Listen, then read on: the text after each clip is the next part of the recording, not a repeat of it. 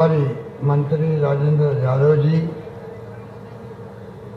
उप मुख्य सचेतक महेंद्र चौधरी जी, सुनील परियार जी, निदेशक रिको, श्रीमती मंजू मेघवाल जी, विधायक जायल, श्री चेतन डूडी जी, विधायक डीडवाना, जाकिर हुसैन साहब हमारे जिला अध्यक्ष नागौर, हबीब रहमान जी पूर्व मंत्री, जीवन मल जी भाटी साहब अध्यक्ष urban cooperative bank Nagaur, Dinesh Devda ji आयोजक तृतीय सामूहिक विवाह समारोह हीरालाल जी भाटी साहब, जिला सह संयोजक गांधी दर्शन समिति आयदान भाटी जी पूर्व उप प्रधान साहब, मूलचंद जी भाटी अध्यक्ष व्यापार मंडल कृषि मंडी, बमलाल सांकला जी पूर्व सरपंच ताऊसर, श्रीमती देवराई सोलंकी जी पूर्व उप प्रधान, श्री राम बल्लभ जी भाटी पूर्व अध्यक्ष हैदराबाद माली समाज,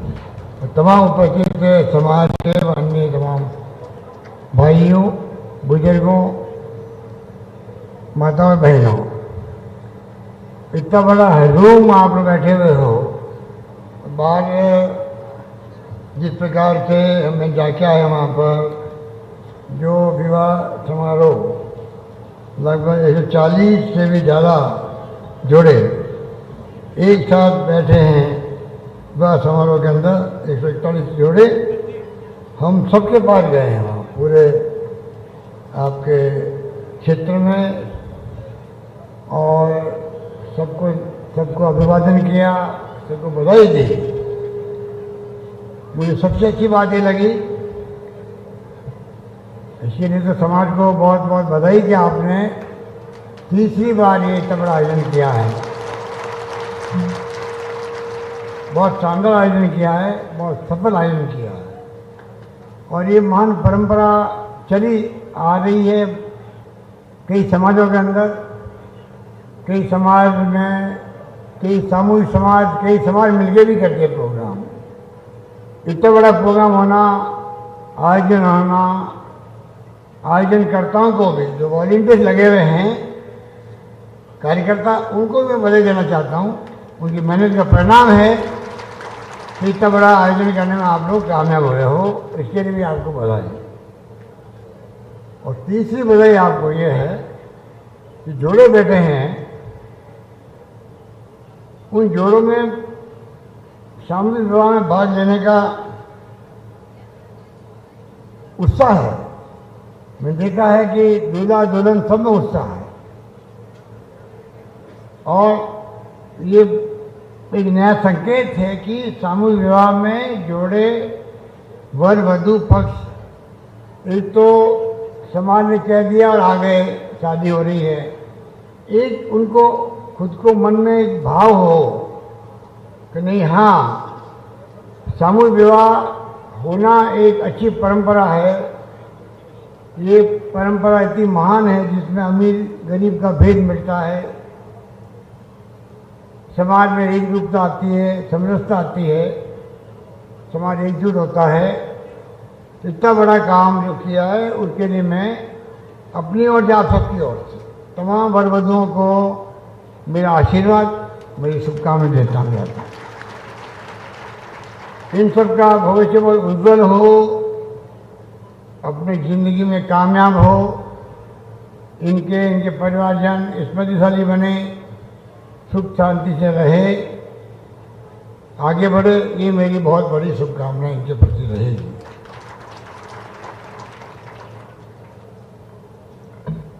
मुझे अच्छा लगा कि महात्मा ज्योतिबा फुले के नाम से आपने आज यहाँ हॉस्टल का भी निर्माण किया।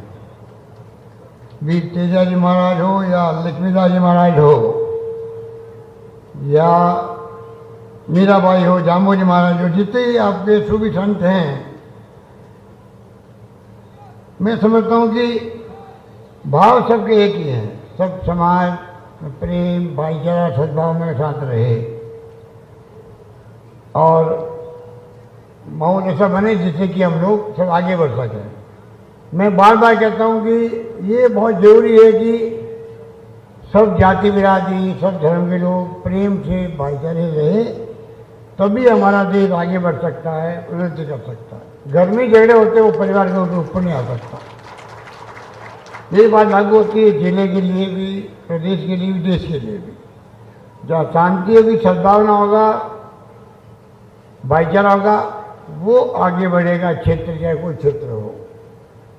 रूस और यूके में झगड़े चल रहे हैं, आप देखिए, टीवी देखते होंगे, कितने लोग, निर्दोष लोग मारे जा रहे हैं, क्या क्या नहीं हो रहा वहाँ पर। तो वहाँ क्या विकास, मतलब विकास ध्वस्त हो रहा है। इसलिए जरूरी है कि हम लोग समाज के हिसाब से भी, आपके समाज में लक्ष्मीदास जी महाराज साहब को जो हम लोग पूछते हैं, सदा ही याद करते हैं, क्योंकि उस जमाने के अंदर उनका बहुत बड़ा योगदान था, इसलिए वो पूजनीय है। तो दूसरी तरफ ज्योतिबा फूले, आप कल्पना कीजिए उस जमाने में जब शिक्षा खाली अंग्रेज लोग ही पढ़ सकते थे या बड़े घरानों के लोग पढ़ सकते थे, उस वक्त में उन्होंने अपने, और महिलाओं को पढ़ाना पाप समझा जाता था, उस वक्त उन्होंने अपनी पत्नी सावित्रीबाई फुले को पढ़ाई नहीं, शिक्षिका बनाया। एक क्रांति हुई उस वक्त में। कितना समाज में उनके प्रति गाली गलौज या दुर्व्यवहार क्या क्या नहीं हुआ होगा, आप सबने पढ़ा होगा, समझा होगा। तो हमें गर्व होना चाहिए कि बाली समाज का एक ऐसा महापुरुष हुआ है देश के अंदर, ज्योतिराव फुले के नाम से, सावित्रीबाई फुले के नाम से उनकी पत्नी। बिहार चले जाओ, उत्तर प्रदेश जाओ, कहीं जाओ, आज हर राजनीतिक पार्टियां उनकी फोटो लगाती है। ये जानती है कि ये महापुरुष जो है ये छत्तीसगढ़ कौम का है। शिक्षा का उन्होंने अगर प्रारंभ किया, लड़कियों की शिक्षा, महिलाओं की शिक्षा, तो सब जितने भी, चाहे ओबीसी के लोग हो, चाहे वो पिछड़े समाज के हों, दलित वर्ग के हों, ट्राइबल हों, कोई गरीब आदमी हो, उनकी महिलाओं को पढ़ने का अवसर मिला। आज मुझे कहते हुए गर्व है आपको, राजस्थान में पिछले 20 साल पहले मैं मुख्यमंत्री जब बना था तो बहुत कम लड़कियां पढ़ती थी, बहुत कम परसेंटेज था। आज आपको मालूम है लड़कों ने ज़्यादा संख्या लड़कियों की हो गई राजस्थान पढ़ने वाली की। इसलिए शिक्षा का बहुत बड़ा महत्व है जिंदगी के अंदर, समाज के अंदर, किसी भी प्रदेश देश के अंदर। और आज से मिला हुआ उनको पंचायतों में भी और नगर निकायों के अंदर भी। राजीव गांधी के ज़माने में जो फैसला हुआ संविधान संशोधन होके, उसके बाद ओबीसी वाले, SC ST वाले महिलाएं वार्ड पंच, सरपंच, प्रधान, प्रमुख सब बनने लगे, मेयर बनने लगे। तो कई फैसले प्रगतिशील हुए हैं और आज भी महिलाओं को प्रमोट करने का देश सरकार का है, हमारी सरकार का भी है। हम कई फैसले कर रहे हैं बड़े बड़े। हमारी नेता सोनिया गांधी चाहती है कि पार्लियामेंट में और असेंबली में भी आज से मिले महिलाओं को 33% मिला। अब कोई आप ताली नहीं बजाओ, मैंने महिलाओं की बात करी है, महिलाएं हैं बहुत कम यहाँ पर। वो जो ताली बजाती वो यहाँ पर उनके लिए बात की जा रही है। ये पुरुष प्रधान देश है, इसलिए पुरुष जो है हावी है महिलाओं पर। आपको चाहिए कि आप महिलाओं को, अपनी बहन बेटी को आगे बढ़ाओ और उनको पढ़ाओ लिखाओ। जमाना बदल गया है, मोबाइल फ़ोन, इंटरनेट आ गया है। राजीव गांधी के सपनों का भारत बन गया। आज दुनिया मुट्ठी में, आपके जान मुट्ठी में है।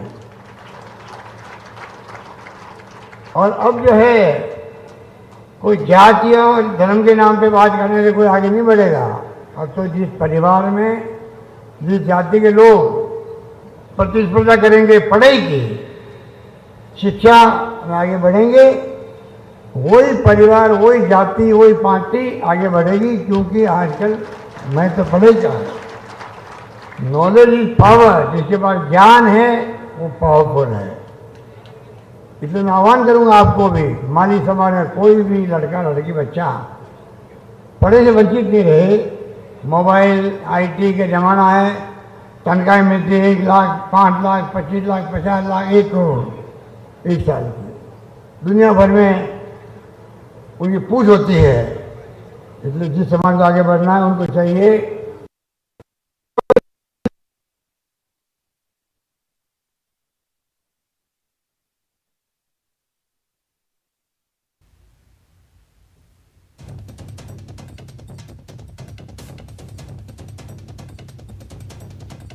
तो मुख्यमंत्री अशोक गहलोत का संबोधन, ये सीधी तस्वीरें नागौर से आपको दिखा रहे हैं। गहलोत का नागौर दौरा, माली समाज के सामूहिक विवाह समारोह में शिरकत मुख्यमंत्री अशोक गहलोत कर रहे हैं और यहाँ मौजूद नव दंपतियों को, वर वधुओं को मुख्यमंत्री ने आशीर्वाद दिया, अपनी शुभकामनाएं। जोधपुर के अंदर लॉ यूनिवर्सिटी है, आपके नागौर जोधपुर रोड पे सब कुछ आया हुआ है।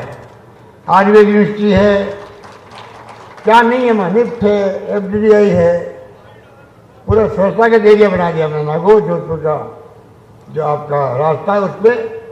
तो मैं कहना चाहूँगा कि ज्योतिबा फुले आज घर घर में पूछते हैं लोग महाराष्ट्र के अंदर। आपको मालूम है महाराष्ट्र के असेंबली के प्रांगण के अंदर कोई मूर्ति लगी हुई है, तो आदमगढ़ मूर्ति ज्योतिबा फुले की लगी हुई है असेंबली के अंदर, आप समझ सकते हो। कहीं जाओगे तो ज्योतिबा फुले, साहिदल फुले की आपको स्कूल कॉलेज में मिलेगी, स्वच्छता मिलेगी। इसलिए महापुरुष समाज में हो गए हैं, आप उनसे प्रेरणा लें, आगे बढ़े। और मैं समझता हूँ कि वही हमें आगे बढ़ाएगा। मैं समझता हूँ कि अवसर देगा आपको समाज में आगे बढ़ाने का। इसलिए मैं कहना चाहूँगा आपको, मुझे आपने आज के दिन याद किया। राजनी गहलोत जी मुझे मिले थे एक दिन, इन्होंने कहा था कि मैं छात्रावास बनाए तो आपको भी आना चाहिए, मैं भी जा रहा हूँ। तो मैंने कहा मैं आता हूँ, देखता हूँ, क्योंकि कोरोना के बाद में निकलना कम हुआ मेरा भी। 2 बार कोरोना मुझे भी हो गया, हार्ट में स्टेंट लग गया, क्योंकि पोस्ट कोविड जो है एक बीमारी बहुत कई लोगों को तकलीफ देती है। मैं आपको भी अपील करना चाहूँगा, आज भी अभी कोरोना गया नहीं है, अभी भी अमेरिका में, इंग्लैंड में, बम्बई में कहीं कहीं छुटपुट आता रहता, नए नए तरीके का आ रहा है, आप पढ़ते होंगे अखबार में। तो अभी भी आप बचते रहें, थोड़ा ध्यान देंगे साफ सफाई का, जहाँ तक बस चले आप थोड़ा डिस्टेंस मेंटेन करें, ये सब प्रोटोकॉल आपको मालूम है। पर मुझे गर्व है आप पे कि आपने जिस प्रकार से समाज की सेवा की है। समाज की सेवा करना बहुत बड़ी बात है। आपके हैदराबाद से वहाँ बहुत संख्या में लोग रहते हैं हमारे समाज के, वो हमेशा ताउसर हो या नागौर हो या कोई क्षेत्र हो राजस्थान का, वो हमेशा ध्यान रखते हैं। बामा साहब में कमी नहीं है, 2 पैसे कमाने वाले लोग वहाँ रहते हैं।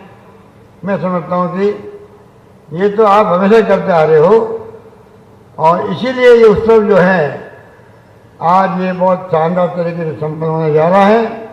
और उन्होंने जो इमदाद दी है, किसी ने भोजन का व्यवस्था करी है, किसी ने इनको प्रतीकात्मक दहेज का सहयोग किया है। मैं समझता हूँ कि उन तमाम लोगों को, बाबा साहब को मैं अपनी ओर से, आप सबकी ओर से बहुत बहुत धन्यवाद देना चाहता हूँ। और बाकी तो सरकार क्या कर रही है आपको मालूम है, हमने कोई कमी नहीं रखी है। हमने, आज तो रामनवमी है, तो आप सबको मेरी शुभकामनाएं रहेगी, बधाई आप सबको। और साथ में मैं कहना चाहूँगा आपको, हमारा बजट जो है 10 लाख का बीमा किया है सबका, चाहे गरीब हो अमीर हो, पूरे प्रदेशवासियों को।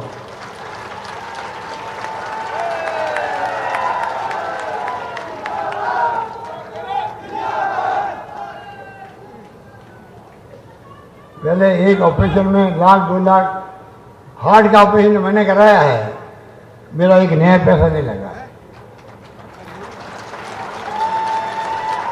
आप बताइए, आपका किसी का पैसा 1 रुपया खर्च नहीं होगा, तो अब इससे बड़ा क्या हो सकता है कि 1 लाख 2 लाख 3 लाख 4 लाख 10 लाख, सब तक का ऑपरेशन हो, किसी तरह का भर्ती होना पड़े वो भी। और मैंने एक काम और किया है, आईपीडी ओपीडी भर्ती होना या भर्ती नहीं होना, उन मरीजों के लिए भी सरकारी अस्पतालों के अंदर अब पूरी तरह फ्री इलाज होगा। कोई पैसा कोई दवाई नहीं मंगाएंगे वहाँ से, वो फ्री कर दिया। तीसरी बात सुनो आप, तीसरी बात, आज के किसी किडनी फेल हो रही है, ए भाई किसी का लीवर खराब हो रहा है, तो लीवर खराब या तो वंशानुगत हो जाता है, कोई पता नहीं लगता क्यों हो गया। और कई लोग जो ज़्यादा पीते हैं उनका लीवर खराब होता है। तो पीने वालों को मैं कहना चाहूँगा पीना छोड़ दे।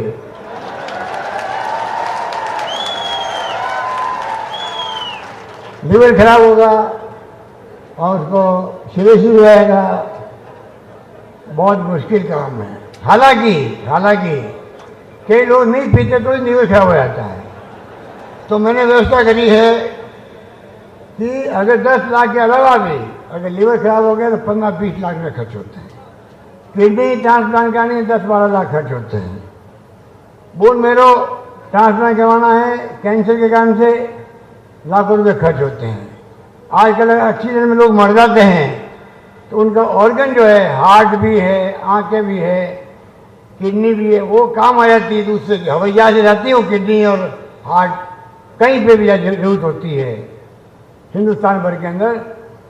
एक एम्बुलेंस ही जाती है वो लगने के लिए, इतनी बड़ी कीमती चीज़ होती है। हमने कहा है 10 लाख के अलावा भी किसी की किडनी खराब हो गई, अगर लीवर ट्रांसप्लांट करवाना है, बोन मैरो ट्रांसप्लांट होना है या कोई ऑर्गन ट्रांसप्लांट होना है, 10 लाख 12 लाख 15 लाख 20 लाख कितना खर्च हो तो भी सरकार देगी, उसका पैसा नहीं लगेगा। ये हमने कर दिया।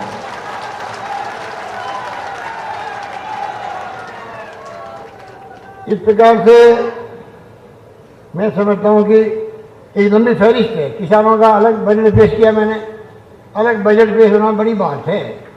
अब किसान आगे से मांग सकते सरकार देगा आप ये करो वो करो, क्योंकि हमारा अलग बजट है, वो हमने किया है। और साथ में पानी की योजना आ रही है, घर घर जल नल कनेक्शन, आधा पहले हम दे रहे हैं, आधा पहले भारत सरकार दे रही है। बड़ा जल्दी मिशन आ रहा है। बिजली किसानों की मांग थी कि हमें दिन को मिले, रात को तकलीफ होती है, पहले ही करना चाहता हूँ। 16 जिले पहले हो गए थे और बाकी जिले भी इस साल कर दिए जाएंगे, ये मैंने घोषणा कर दी है। कनेक्शन जो है आपके बाकी 12 साल का पहले बाकी था, अब 2 साल के वेटिंग लिस्ट है। तो मैंने इस बजट में घोषणा करी है 9 साल की वेटिंग लिस्ट इन 2 साल में पूरी हो जाएगी, सबको कनेक्शन मिल जाएंगे, जो बाकी रह के सबको मिल जाएंगे। इस प्रकार से जो मुझसे मांगा आप लोगों ने वो मैंने देने का प्रयास किया है। नागौर के लिए कई घोषणाएं पानी की है और भी सड़क की है, वो मैं अभी वक्त नहीं कि मैं आप सबको बताऊं, सब मालूम है आप लोगों को, अखबार में आप पढ़ते होंगे। मेडिकल कॉलेज खोल रही हैं यहाँ पर, 100 बीघा जमीन में निर्माण चल रहा है, कुआं लगे। अब हमने कहा कि आपके यहाँ पर उप जिला अस्पताल को कम्युनिट कर दिया गया डीडवाना के अंदर, और नावा में डेकाना में जायल में CHC को उप जिला अस्पताल बना दिया गया। पशु चिकित्सा महाविद्यालय नावा में खोला गया।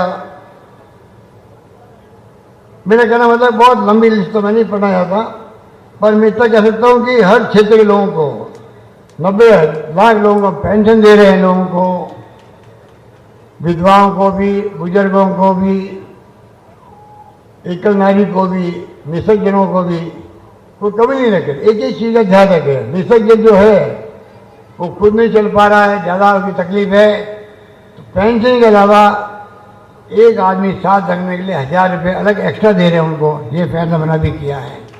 तो फैसले में कई किए हैं, इसलिए मैं आपको इस मौके पर लंबी बात नहीं कहता हुआ आप सबको मैं मुबारकबाद दूंगा। हजारों की तादाद में आप लोग पधारे हुए यहाँ पर, ये इस बात का सबूत है कि आपके दिल के अंदर समाज सेवा का भाव है, समाज सेवा आप जुड़े हुए हैं। आप सामूहिक विवाह में प्रोत्साहन दे रहे बच्चों को, आने वाले वक्त में और बड़ा प्रोग्राम करें और मौका लगे समाज और सब समाज मिलकर के कई प्रोग्राम ऐसे हो रहे हैं, हमें जाने का मौका मिलता भी है जहाँ पर सब समाज के लोग मिलकर भी सामूहिक विवाह करते हैं। तो कोई न कोई तरीके से ये काम होते रहना चाहिए। जब कभी मौका लगेगा मेरा भी तो मैं फिर आने का प्रयास करूंगा। यही बात कहता अपनी बात समाप्त करता हूँ। धन्यवाद। जय हिंद। धन्यवाद। बहुत बहुत धन्यवाद माननीय मुख्यमंत्री महोदय। आज का उद्बोधन वाकई एक नई ऊर्जा का संचार कर रहा है और ये जनसभा आपको बहुत बहुत धन्यवाद ज्ञापित करती है। हमारे बीच इस विशाल जनसभा के सफल आयोजन के लिए भाई श्री दिनेश जी देवड़ा एक चित्र भेंट कर रहे हैं माननीय मुख्यमंत्री महोदय को।